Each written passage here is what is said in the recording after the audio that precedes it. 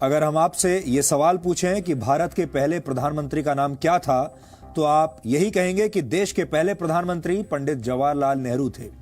भारत के छोटे से छोटे स्कूल और बड़ी से बड़ी यूनिवर्सिटी के छात्र यही जवाब देंगे, क्योंकि बचपन से ही भारत में स्कूल की किताबों में यही इतिहास पढ़ाया गया है। आपकी कोई गलती नहीं है, लेकिन यह बात पूरी तरह सच नहीं है। सच ये है कि पंडित जवाहरलाल नेहरू से भी पहले भारत की पहली आजाद सरकार के पहले प्रधानमंत्री नेताजी सुभाष चंद्र बोस थे। शायद आपको इस बात पर यकीन नहीं होगा, लेकिन इसमें आपकी कोई गलती नहीं है। आजाद भारत में सरकारों ने कुछ खास किस्म के इतिहासकारों को ही मान्यता दी और इन इतिहासकारों ने भारत के इतिहास से जुड़ी बहुत सारी महत्वपूर्ण घटनाओं को आपसे छुपा लिया। नेताजी सुभाष चंद्र बोस भारत की पहली आजाद सरकार के प्रधानमंत्री, विदेश मंत्री और रक्षा मंत्री थे, लेकिन यह बात कभी भी आपको बताई नहीं गई, ना ही आपको पढ़ाई गई। भारत सरकार ने आज एक बहुत बड़ा फैसला लिया है। इसी महीने 21 अक्टूबर को भारत की पहली आजाद सरकार की 75वीं वर्षगांठ मनाई जाएगी। इस सरकार को आजाद हिंद सरकार कहा जाता है। यह सरकार 21 अक्टूबर 1943 को बनी थी और इसका अर्थ यह हुआ कि भारत की मौजूदा सरकार ने सुभाष चंद्र बोस द्वारा स्थापित आजाद हिंद सरकार को मान्यता दे दी है। इस मौके पर प्रधानमंत्री नरेंद्र मोदी लाल किले का दौरा करेंगे और वहां आजाद हिंद फौज संग्रहालय का उद्घाटन करेंगे।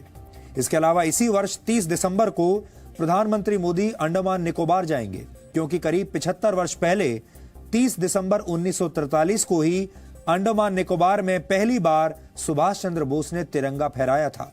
यह तिरंगा आजाद हिंद फौज का था और यह भारतीय जमीन पर आजादी की पहली निशानी थी। मौजूदा सरकार ऐसा क्यों कर रही है, इसके पीछे की राजनीति क्या है, यह सब कुछ तो आपने दिन भर न्यूज चैनलों पर होने वाली डिबेट्स में सुन लिया होगा, लेकिन कोई यह बात नहीं कर रहा कि नेताजी सुभाष चंद्र बोस के योगदान को हमारे देश में कमतर क्यों माना गया। आजाद हिंद फौज और आजाद हिंद सरकार जैसी उपलब्धियों को किनारे क्यों लगा दिया गया। ये सवाल आज गहरे विश्लेषण की मांग कर रहे हैं। अगर किसी परीक्षा में यह सवाल पूछ लिया जाए कि भारत की पहली आजाद सरकार के प्रधानमंत्री का नाम क्या था और आप उसके जवाब में नेताजी सुभाष चंद्र बोस का नाम लिख दें, तो आपके सारे नंबर कट जाएंगे, क्योंकि यह जवाब गलत माना जाएगा और यही इस देश का सबसे बड़ा दुर्भाग्य है। आजाद भारत के पहले प्रधानमंत्री जवाहरलाल नेहरू थे, लेकिन भारत की पहली आजाद सरकार के प्रधानमंत्री नेताजी सुभाष चंद्र बोस थे। यह फर्क आपको हमेशा याद रखना चाहिए और सुभाष चंद्र बोस को हमेशा उनके हिस्से का सम्मान देना चाहिए, यह मिलना ही चाहिए। भारत की पहली आजाद सरकार की स्थापना और उसकी घोषणा सुभाष चंद्र बोस ने 21 अक्टूबर 1943 को की थी। इस घोषणा के तुरंत बाद 23 अक्टूबर 1943 को आजाद हिंद सरकार दूसरे विश्व युद्ध के मैदान में उतर गई थी। आजाद हिंद सरकार के प्रधानमंत्री नेताजी सुभाष चंद्र बोस ने ब्रिटेन और अमेरिका के खिलाफ युद्ध का ऐलान कर दिया था। उस वक्त 9 देशों की सरकारों ने सुभाष चंद्र बोस की सरकार को अपनी मान्यता दी थी। जापान ने 30 अक्टूबर 1943 को आजाद हिंद सरकार को मान्यता दी। उसके बाद जर्मनी, फिलीपींस, थाईलैंड, मंचूरिया और क्रोएशिया ने भी आजाद हिंद सरकार को अपनी मान्यता दे दी। आजाद हिंद सरकार ने जापान सरकार के साथ मिलकर म्यांमार के रास्ते पूर्वोत्तर भारत में प्रवेश करने की योजना बनाई थी।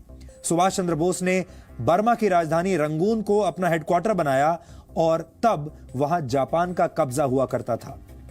18 मार्च 1944 को सुभाष चंद्र बोस की आजाद हिंद फौज ने भारत की धरती पर कदम रखा था और उस जगह को अब नागालैंड की राजधानी कोहिमा के नाम से जाना जाता है।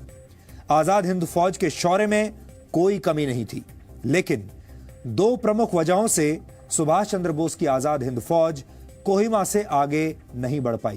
पहली वजह यह थी कि यह युद्ध जंगलों में लड़ा जा रहा था और तब जुलाई का महीना था और भारी बारिश की वजह से सेना का आगे बढ़ना मुश्किल था। और दूसरी बड़ी वजह यह थी कि आजाद हिंद फौज के पास एयर सपोर्ट नहीं था। ब्रिटिश सेना के पास लड़ाकू विमान थे, जिनके सामने आजाद हिंद फौज के सैनिक मजबूर हो गए।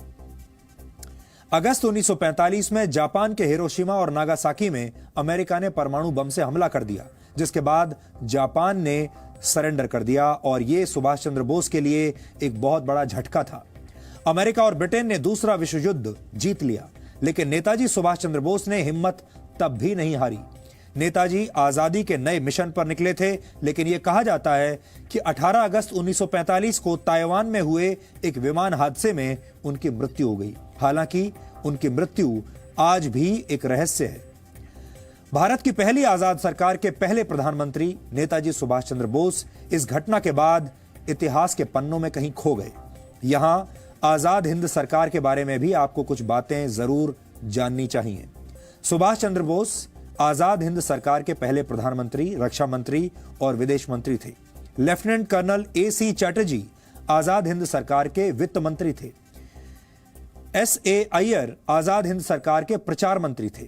रास बिहारी बोस को आजाद हिंद सरकार का सलाहकार बनाया गया था और इस सरकार की स्थापना करते वक्त नेताजी सुभाष चंद्र बोस ने यह शपथ ली थी कि ईश्वर के नाम पर मैं ये पवित्र शपथ लेता हूं कि भारत और उसके 38 करोड़ लोगों को आजाद करवाऊंगा। ये उनकी शपथ थी। आजाद हिंद सरकार ने यह तय किया था कि तिरंगा झंडा भारत का राष्ट्रीय ध्वज होगा। विश्व प्रसिद्ध साहित्यकार रविंद्रनाथ टैगोर का जन गण मन भारत का राष्ट्रगान होगा और लोग एक दूसरे से अभिवादन के लिए जय हिंद का प्रयोग करेंगे। नेताजी सुभाष चंद्र बोस की कथित मृत्यु के बाद भी ब्रिटेन और अमेरिका की खुफिया एजेंसियां पूरी दुनिया में उनकी तलाश करती रहीं। यह वो दौर था जब अहिंसा के पुजारियों पर लाठियां बरसाना अंग्रेजों का बहुत प्रिय शौक था, लेकिन सुभाष चंद्र बोस ने खून का बदला खून से लेने की नीति पर काम किया।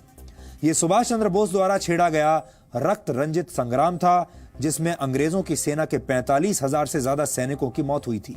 बर्मा की जंग में अंग्रेजों की सेना सुभाष चंद्र बोस के चक्रव्यूह में इस तरह फंसी कि ब्रिटिश सेना के 10,000 से ज्यादा सैनिक बीमारियों का शिकार हो गए थे। इस लड़ाई में अमेरिका की सेना के भी 3,000 से ज्यादा सैनिकों की मौत हुई थी और यही वजह है कि ब्रिटेन और अमेरिका की खुफिया एजेंसियां मिलकर सुभाष चंद्र बोस को किसी भी तरह से ढूंढकर सजा देना चाहती थी। अंग्रेजों ने उन पर हजारों अंग्रेज सैनिकों की हत्या के आरोप लगाए, लेकिन ये आरोप सुभाष चंद्र बोस के लिए किसी मेडल से कम नहीं थे। भारत में लाखों लोगों की हत्या करने वाले अंग्रेजों को सुभाष चंद्र बोस ने यह बता दिया था कि अहिंसा और शांति भारत की कमजोरी नहीं, भारत को हथियारों से जवाब देना भी उतना ही अच्छी तरीके से आता है।